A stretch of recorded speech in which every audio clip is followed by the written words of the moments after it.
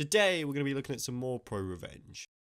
This incident happened a few weeks before, and now that I think about it, I feel pretty bad. But at the same time, I feel like she deserved it. A little background. I had recently graduated from high school, and thought I would work for a while until I start college. One of my dad's friends offered me this job at a supermarket, which I gladly took.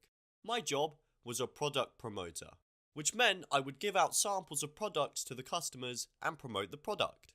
It's almost been about a month since I've joined, and just the week before, my parents told me we were moving back to my home country and that I would have to quit my job. The day of this incident also happened to be my last day at work. Now onto the story. So, we were having a busy day as it was the weekend, and I had to refill my tray several times. The product I was promoting seemed to be pretty popular among the customers because I had a lot of them coming back for second helping. This is where our EB, aka Entitled Bitch, walks in. She came over with her kid and grabbed 3 pieces of food. Both EM and her kid enjoyed it so much they grabbed another piece. And then they walked away.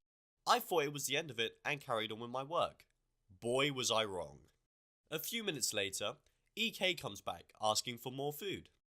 Now, we did have a limit per customer. No customer was allowed to have more than 12 samples. I obviously allowed, and he took all of the 10 remaining pieces. This ticked me off because now I have to ask the baker to bake more of these for me, which would take quite a while as it was a busy day. But I still didn't say anything.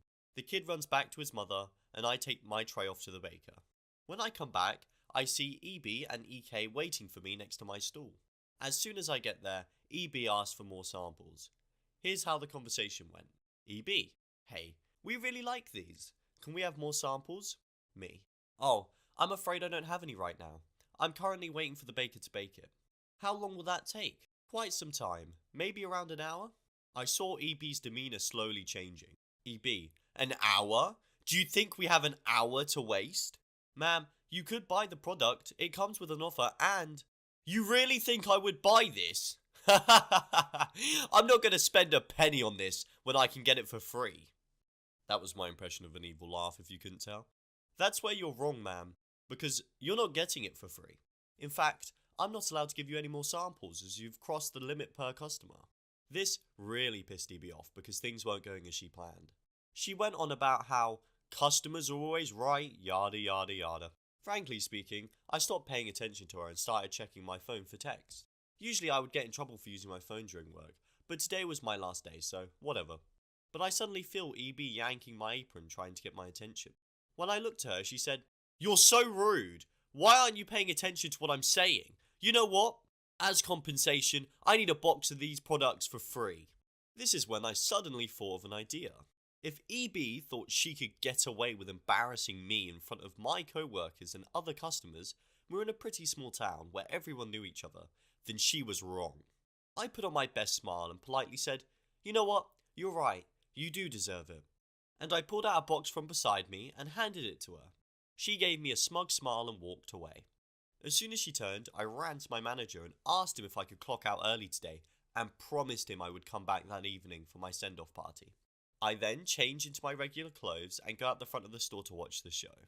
Soon enough, EB is at the cashiers paying for her stuff, and I noticed that she had stuffed the box into her handbag. She knew what she was doing was wrong. She packed her stuff into her plastic bags and started walking out of the store.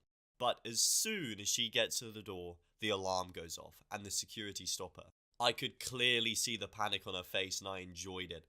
The security searches through her bag and found the box. Of course, she snitched on me and said I'd given it to her, but no one believed it because why would an employee give a customer 3 stuff? Later, the manager had checked the CCTV and I got an earful, but whatever. This was really embarrassing for her because literally half of the town was there witnessing her little performance. While she went back home, ashamed with no one believing her, I went back to mine, satisfied with what I've done.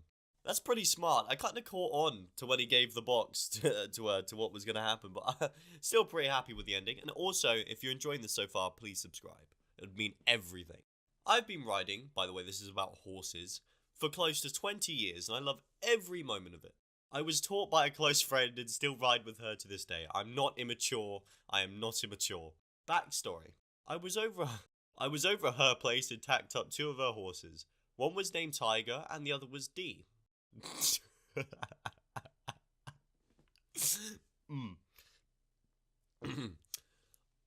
I was on Tiger at first, but she was misbehaving, so T switched with me and I hopped onto D. Right, that's it. This isn't funny. I don't know why I'm laughing at this. We were going to go through the back hills and come across Arsehole 1 to 3. That's where things begin. T and I came up over a hill and we could see a small group of guys that were shooting at targets. We stopped and waited for them to motion us past, which is polite with horses, and they didn't stop. Tiger is really laid back, while D is a good girl. While D is a good girl, she's just young, so she gets nervous, but she's a sweet little thing. She's a pony technically, but she's a pony technically, but still a good girl. T whistled to them, and they looked over and we motioned that we wanted to go by. They flipped us off and ignored us after that.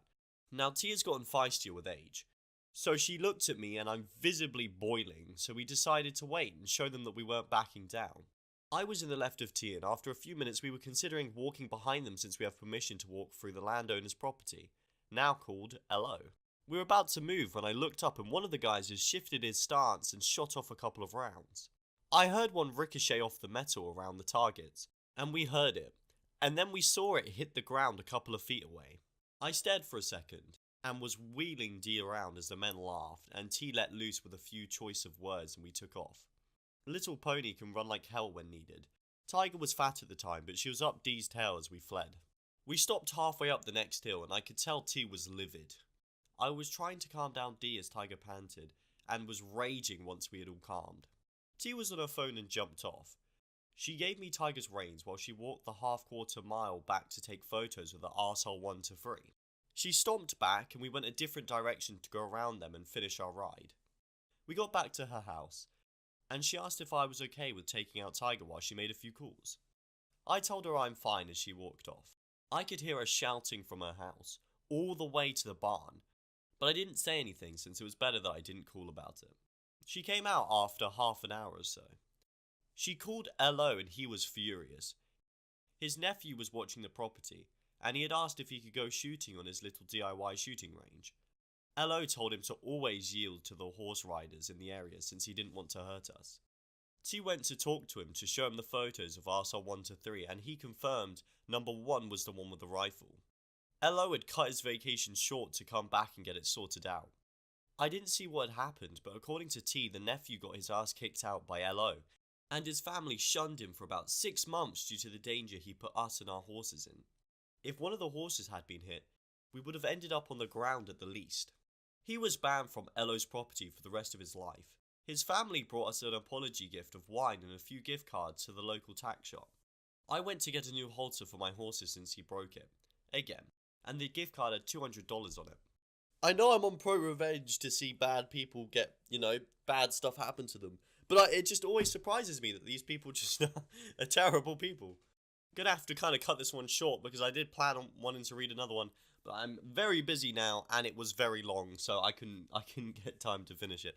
But anyway, I hope you guys have enjoyed. If you have, please like and subscribe. It means absolutely everything to me, and I hope you have an amazing day.